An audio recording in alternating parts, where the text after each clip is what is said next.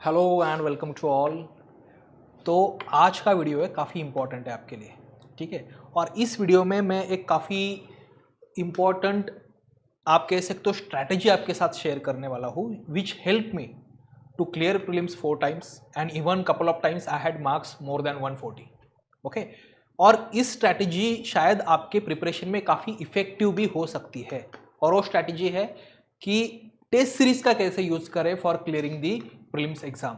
आपने सुना ही होगा ना कि कितने सारे टॉपर्स होते हैं, they will be saying like we have solve 100 test, some of them will say we कि हमने 50 टेस्ट सॉल्व किए।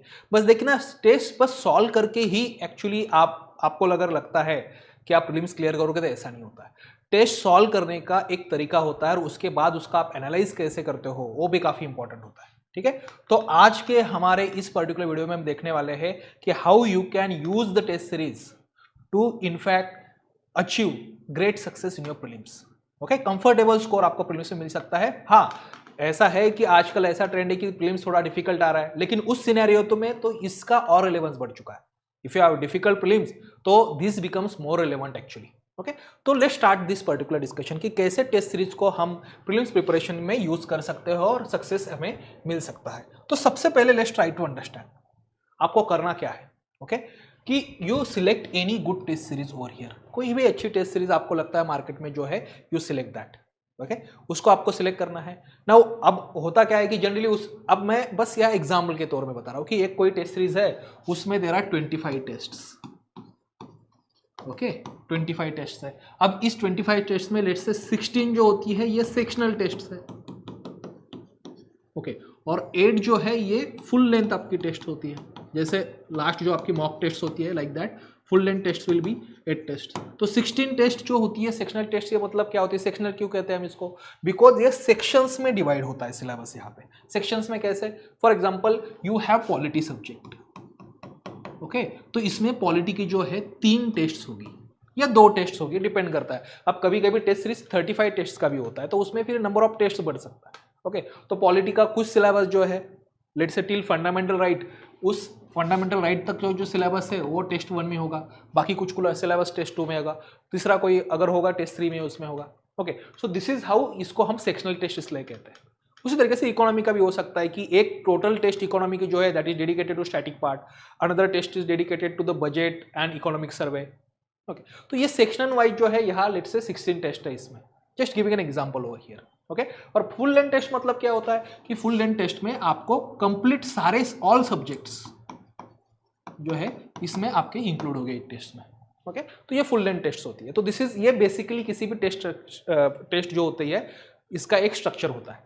अब मेरा एक एडवाइस आपको ऐसा रहेगा कि जो ऐसी ही टेस्ट सीरीज आप सिलेक्ट करना कि जिसमें एक ही टाइम पे पूरा सब्जेक्ट कवर किया जाता है। कुछ कुछ ऐसी भी टेस्ट सीरीज होती है, अब ये of course person to person depend करता है, लेकिन मेरा ये एडवाइस ये रहेगा कि लेकिन अगर कोई ऐसी टेस्ट सीरीज है जिसमें पहले 3 पेपर पहले पॉलिटी को कंप्लीट कर लेते हैं, उसके बाद 2 पेपर में इकोनॉमी कंप्लीट कर लेते हैं, ऐसा होगा तो that is better.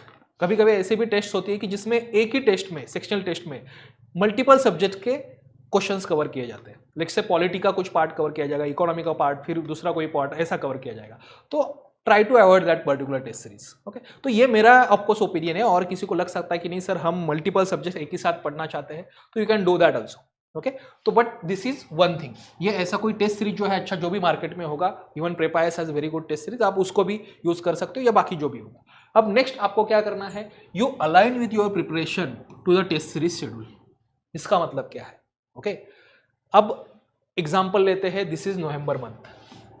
Okay, November month से लेके आपका ऑलमोस्ट यहाँ लेट्स से अप्रैल मंथ तक टेस्ट सीरीज है। Okay, and every weekend there is one test. Okay, तो फर्स्ट लेट्स से 1 नवंबर जो है, ओके, इस 1 नवंबर पे आपका पॉलिटी का फर्स्ट टेस्ट है, और उसमें कुछ सिलेबस आपको दिया है कि ये वीक आप इतना पर्टिकुलर सिलेबस पढ़िएगा। ओके, और उसको आप संडे जो है इसका टेस्ट दीजिएगा। 6 days you will study and Sunday आप क्या है टेस्ट आप अपेयर करोगे। तो आप आपका प्रिपरेशन भी उसके साथ अलाइन कीजिएगा। ओके, कि लेट्स से पॉलिटी का इतना सिलेबस इसमें दिया है ना, तो इतना syllabus I am going to study in that particular week. Okay, वो 6 दिन में वो सिलेबस मुझे कंप्लीट करना है। अगर हो सकता है किसी के लिए वो 6 days ज़्यादा आपको लग रहा है, तो आप बाकी सब्जेक्ट भी उस वक्त पढ़ ही सकते हो, ऐसा कोई इशू नहीं है। ओके तो ये 6 डेज में जो है आपको ये सारा प्रिपरेशन करना है। लेट्स से पॉलिटी आपको लक्ष्मीकांत से पढ़ना है, बाकी करंट अफेयर्स के रिगार्डिंग जो भी पढ़ने होंगे ये सब उस वक्त पढ़ लीजिएगा, और then you go and appear for the test. फिर आप यहाँ जाके 7 डे टेस्ट दे दोगे। नेक्स्ट वीक में again second module of the polity will come, okay उसको अच्छे से पढ़ना, उसके रिगार्डिंग एनसीईआरटीज वगैरह जो भी आपकी बुक लिस्ट होगी वो पढ़ लीजिएगा, and then you go and appear for the test. इसका देखो कितना अच्छा फायदा होगा। एक तो आपके पास एक प्रॉपर टारगेट है, यू हैव अ टारगेट कि इस वीक में मुझे क्या करना है। Second, you have a mechanism to evaluate what you have studied. आपने जो स्टडी किया है उसको इवैल्यूएशन करने के लिए आपके पास एक रेडीमेड मैकेनिज्म है, वो है टेस्ट, ओके। और थर्ड, ऐसा भी हो सकता है ये क्या करेगा कि आप में एक डिसिप्लिन ला सकता है, ओके क्योंकि आपके पास हर वीक में अभी टारगेट है कि मुझे इतना पढ़ना ही है, okay I am going to study that much. उसके साथ फिर करंट अफेयर्स भी रोज प्रिपेयर करना होता है, कुछ ऑप्शनल भी कोई प्रिपेयर कर सकता है, तो ये सब करके आपको यहाँ ये कंप्लीट करना है। तो इससे होता है डिसिप्लिन, एक टारगेट मिलता है और इवैल्यूएशन जो है आपको मिल जाता है, ओके। बट अब यहाँ थर्ड एक काफी इंपॉर्टेंट पॉइंट है कि once you attempt that test, उसके बाद उसका परफॉर्मेंस एनालाइज करना काफी इंपॉर्टेंट है आपके लिए, ओके परफॉर्मेंस जो है एनालाइज करना ये काफी इंपॉर्टेंट होता है, और वो एनालिसिस कैसे करना है वो मैं अब आपको बताऊंगा, ओके। तो first step, study that particular syllabus, appear for the test, और जो संडे लेट्स से और Saturday if you are appearing for the test, the moment you come out of the test आप थोड़ा ब्रेक ले लीजिएगा, और उसके बाद आपका परफॉर्मेंस एनालाइज करने का उस टेस्ट में ट्राई कीजिएगा। परफॉर्मेंस कैसे एनालाइज करना है ये हमारा नेक्स्ट पॉइंट होगा स्टडी करने का, okay that is our next point, okay. So before we do that, अभी देखो और एक मैं आपको यहाँ पॉइंट बताता हूँ कि whatever test you are going to appear for, appear as if it is your last test. Last test मतलब कि आप जैसे प्रीलिम्स का पेपर ही दे रहे हो उस तरीके से you should appear for that. So properly आप एक table should be there, okay उस टेबल में आपका एक OMR शीट होना चाहिए, ओके OMR शीट के साथ आपके पास वो प्रॉपर प्रिंटेड कॉपी होनी चाहिए उस पेपर की, ओके फाइन।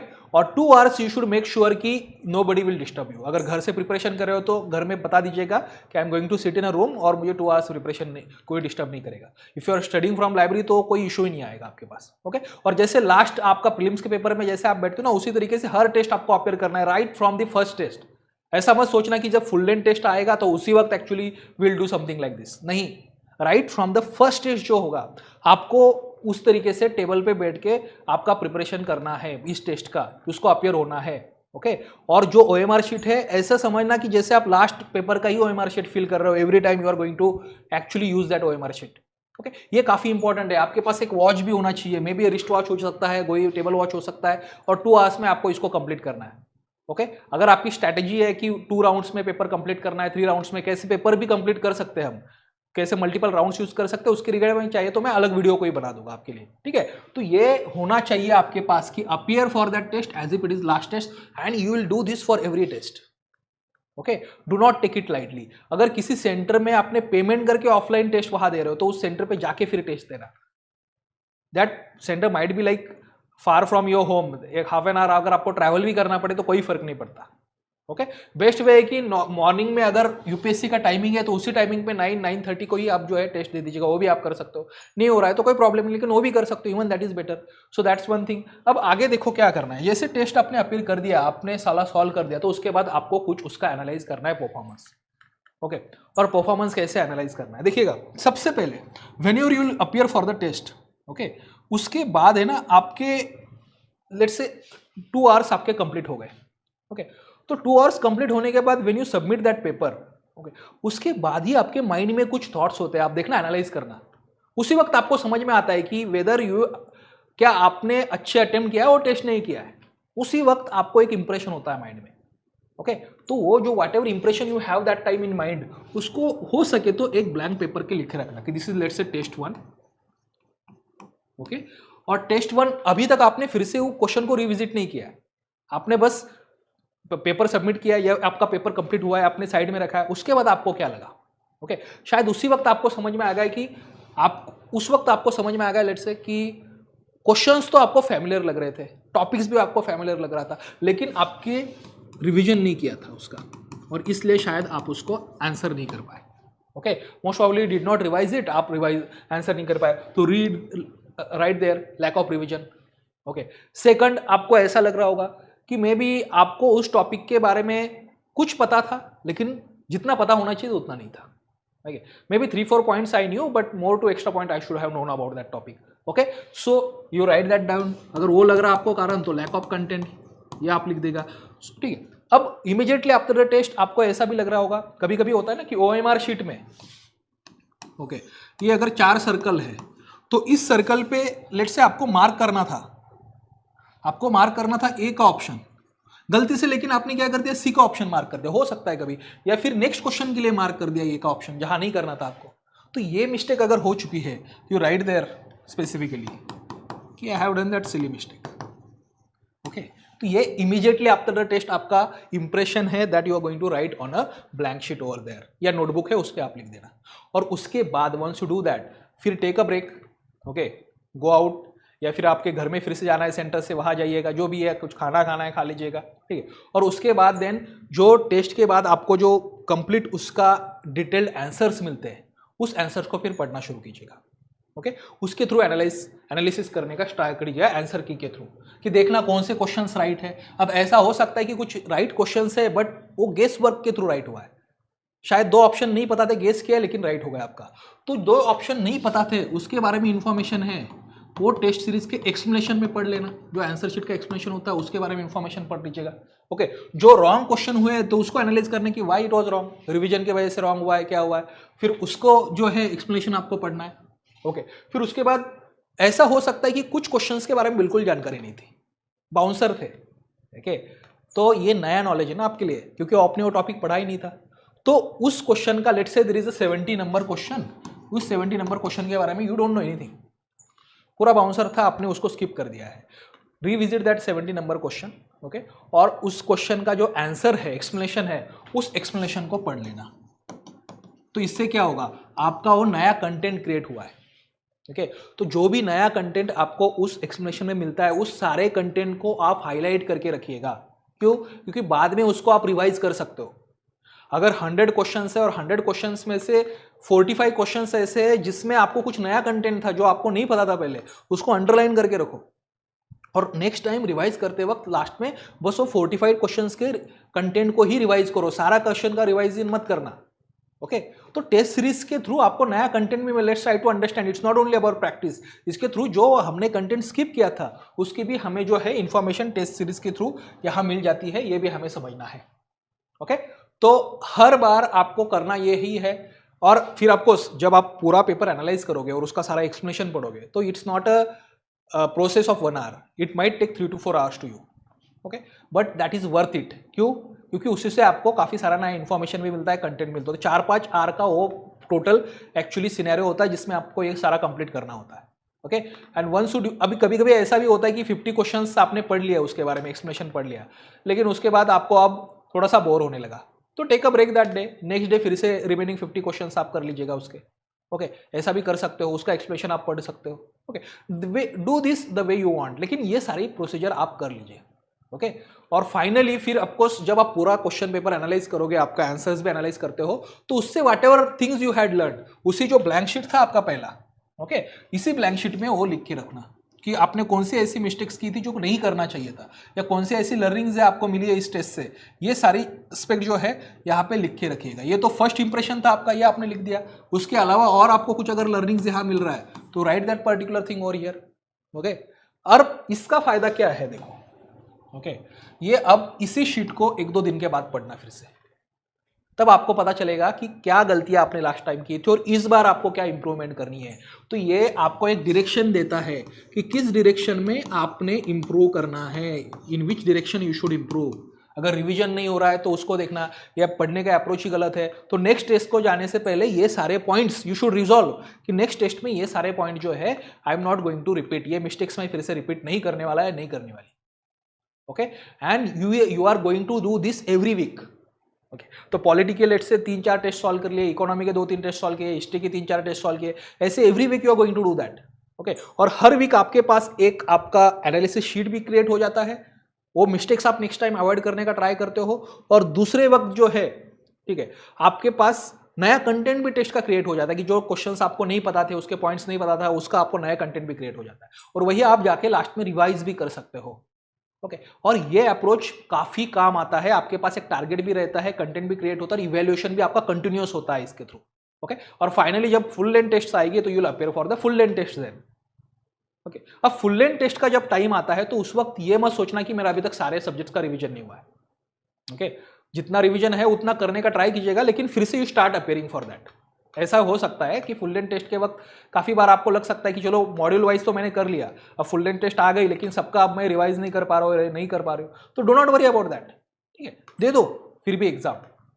ओके शायद थोड़े कम मार्क आएंगे, क्योंकि लास्ट में जब यूपीएससी का एग्जाम आप अपेयर करोगे तो उस वक्त भी शायद ऐसा हो सकता है कि सारा रिवाइजन नहीं हुआ है आपका, तो उसके बारे में आप टेंशन मत लीजिएगा, आपका रिवीजन चालू रहेगा, उसी टाइम आप फुल लेंथ टेस्ट भी जो है अपेयर करते रहोगे। अब नेक्स्ट एक काफी बड़ा यहाँ सवाल होता है स्टूडेंट्स का हमेशा, ठीक है, वो सवाल ये है कि सर अगर कम मार्क आ गए तो क्या करना है। काफी कम मार्क आते हैं सर टेस्ट में, 60 marks we are getting, 40 marks we are getting, तो आप क्या करें सर, हमारा तो कट ऑफ ही क्लियर नहीं होगा ऐसा फाइनल एग्जाम में।